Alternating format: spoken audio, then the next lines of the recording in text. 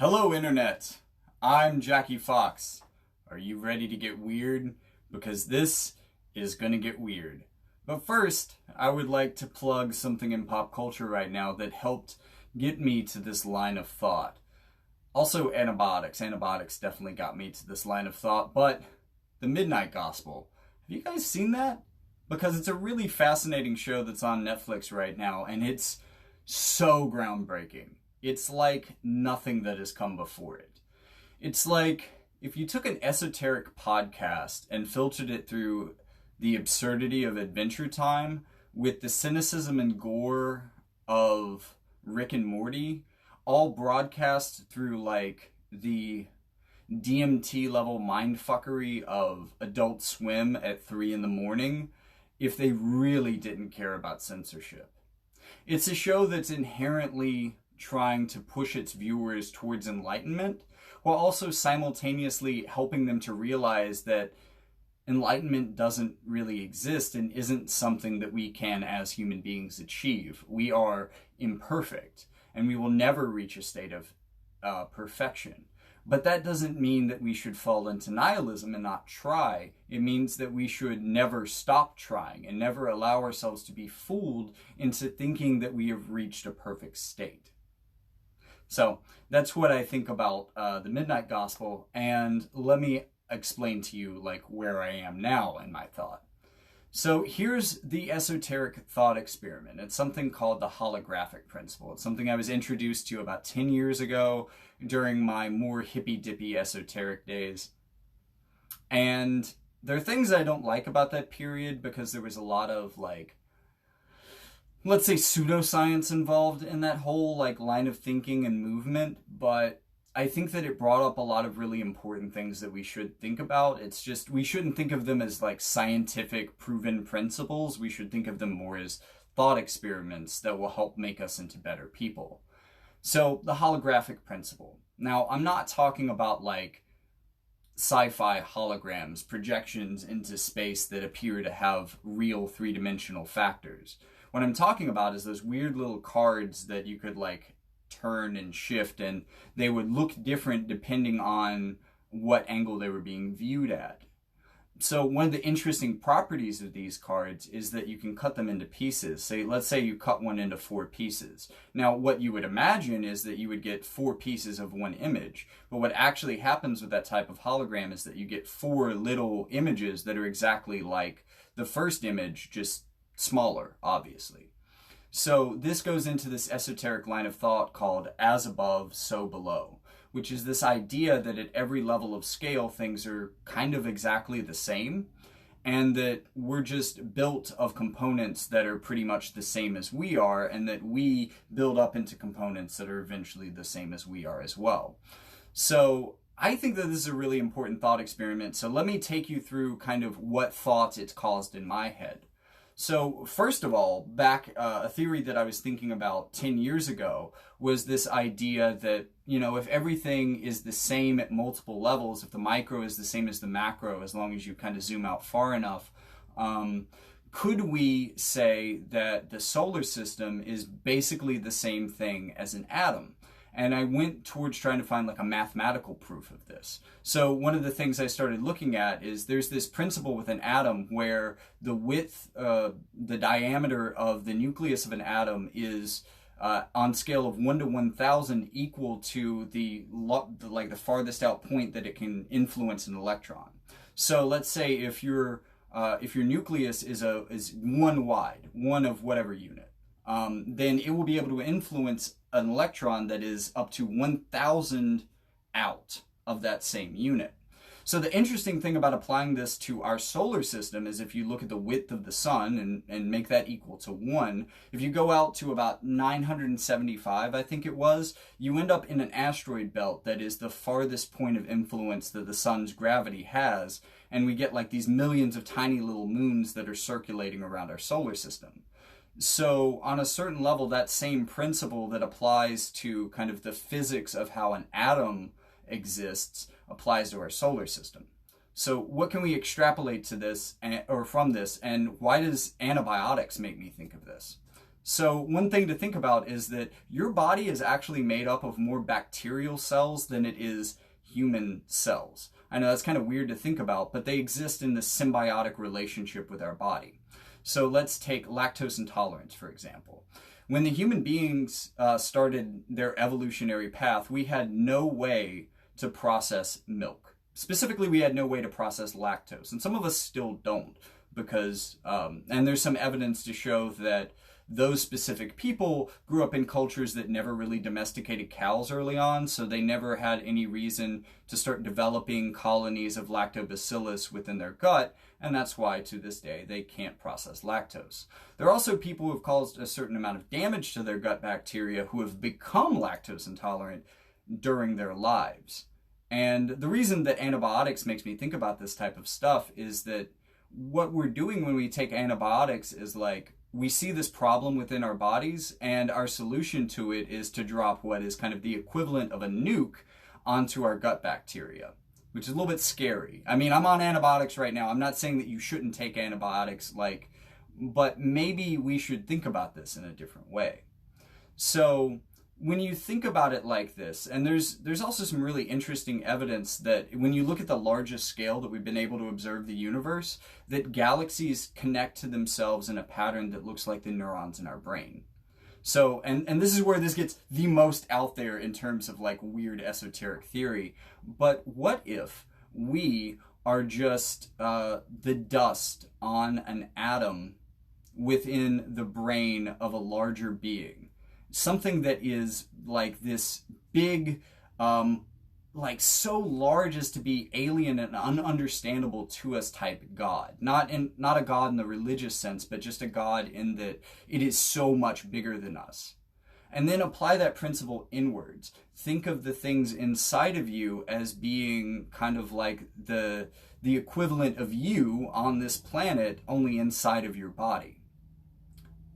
So if you have a problem with that, if you say have a problem within a society on Earth, is the best solution to drop a nuke on it? I mean, it seems like most people say that that's not the answer. I mean, the decision to drop nukes on Japan is pretty universally deridden. We don't think that that's a good idea. And if you kind of also look at like the way that we have treated cancer over time, we went from just let's irradiate the fuck out of the body and not care about the collateral damage because the cancer is going to kill them and this radiation might not, so who cares how much damage we do as long as we get rid of the cancer. We went from that to let's take this specific treatment and inject it directly into the cancer so that it does the least collateral damage possible. That's kind of a way that we should be thinking. But also, if you think of countries as like organs, and you think of the planet as this organ system, not unlike a body itself, you start to think and kind of reconceptualize our role within it. We are just a cell within a body. So when you think about it that way, our individual actions don't really matter as much. You kind of get to this point where a sort of ego death is necessary. Because you begin to, I mean, how much individual credit do you give to any one of your cells? How much do you care about the cell that might be damaged as you run your finger along your arm? You don't really. And our lives are, and this is a hard pill to swallow, similarly meaningless to the overall whole. Instead, it's much more important what we do as systems. But another way to kind of look at this as a metaphor is, what do we consider a cell that hoards resources, that takes from the cells around it, that steals their food, their access to blood supply and the things that sustain them, and grows uncontrollably? Well, that's pretty much the definition of cancer. And you can see how there are certain systems within our world that do exactly the same thing and seem to have a complete disregard for the body of our planet as a whole. And what should we do about that?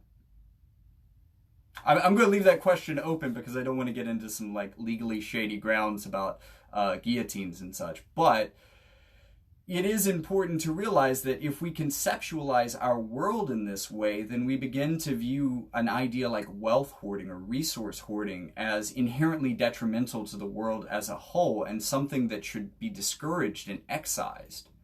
I'm not saying that humans are a virus, but that the kind of operational programming, the cultural philosophy that we operate under currently, this idea of capitalism, encourages us to act like a virus. If you, again, thinking of the Earth as a singular cell within a larger body, what does a virus do when it invades your body? What does a virus do? It invades that cell, it steals resources from it, it hijacks all of its mechanisms for providing power to itself, it allows itself to endlessly replicate without care for the body as a whole, until it destroys the cell completely and it floods out into the space around it. And this seems to kind of be the course that humans and capitalism are on at the moment, which is pretty fucking scary. So maybe we need to reconsider our actions, our systemic programming of how we go about our daily lives. Maybe we need to think of ourselves as acting like viruses. I'm not saying that humans are inherently evil. We are imperfect and we are controlled by the systems of thought that organize us in general. So maybe this provides us an impetus to change those systems, because otherwise we are just a universal virus. And on top of all of that, what if we are actually the dust on a cell within a larger being? What will that being do to us? What type of antibiotics will that being take? If we begin to spread into the universe, we begin to take over whole cells and organs and cause catastrophic damage to their body as a whole.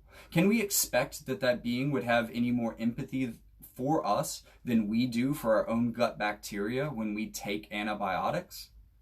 I'm not saying, like, I know, because this whole thought experiment veers really quickly into this idea of God will smite us for doing the wrong things. But what if that is the case? I mean, should we think about that? I don't know. And like a good thought experiment, this whole line of thinking raises more questions than it really answers. But I think it's important because it teaches us this kind of universal empathy for, like, what are we doing with our lives? What are we doing with our planet? What are we doing with the systems of power that we allow to influence us? And it makes us rethink the way that we treat our bodies as well, the kind of foods that we put in ourselves, and how those affect all of these things inside of us. Like, what if this same universal God figure was just eating junk food all the time, and we constantly had the shittiest trash garbage, like universal trash garbage was just raining down on our planet constantly? Let's say, like, their junk food is made up of meteors, and we were constantly being smacked by meteors as a planet because our God being couldn't take care of their own fucking diet. Like, should we have that same level of empathy for ourselves that we would hope that this God being would have for us? And I really want you to sit and think about that, because, you know, you might come out of this with this, like, mind-blowingly universal empathy. You might experience a certain level of ego death. And, you know, just to circle back to how I started this, I think that the philosophy that's introduced in the Midnight Gospel on Netflix is a really interesting pathway to getting to this line of thought.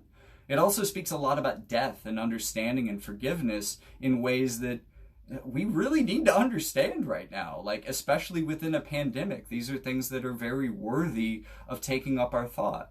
And another key premise of this show is not only that it utilizes thought experiments very much like this in many of its episodes, but it also encourages us to sit and meditate on these thoughts that we find uncomfortable.